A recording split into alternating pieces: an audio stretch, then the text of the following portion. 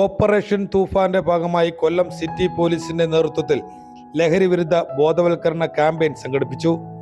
ഒരു മാസം നീണ്ടുനിൽക്കുന്ന പരിപാടിയുടെ ഭാഗമായി ചാത്തന്നൂർ സബ് ഡിവിഷൻ തല campaign Poothakkulam government higher secondary സ്കൂളിൽ കൊല്ലം ജില്ലാ പോലീസ് മേധാവി എം ഹേമലത IPS ഉദ്ഘാടനം ചെയ്തു.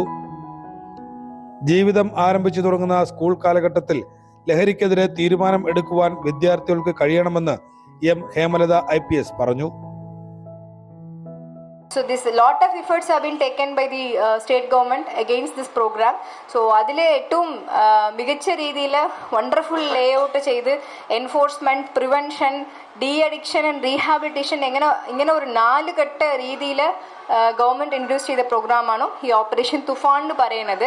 സോ ഞങ്ങൾ enforcement police being the enforcement agency, enforcement മാത്രമല്ല, അത് പ്രിവെൻഷൻ. ആദ്യം ഇങ്ങനത്തെ ഒരു വിഷയം നമ്മൾ വരാതിരിക്കാൻ എടുക്കാൻ വേണ്ടിയുള്ള ശ്രമമാണ് ഈ പറഞ്ഞ അവയർനെസ് സെഷൻസും സ്കൂൾ, കോളേജ് ഇങ്ങനെയുള്ള ഇൻസ്റ്റിറ്റ്യൂഷൻസ്, പബ്ലിക് ഇൻസ്റ്റിറ്റ്യൂഷൻസിൽ പോയിട്ട് ഞങ്ങൾ അവയർനെസ് ആൻഡ് സെൻസിറ്റൈസേഷൻ കൊടുക്കുന്നതും.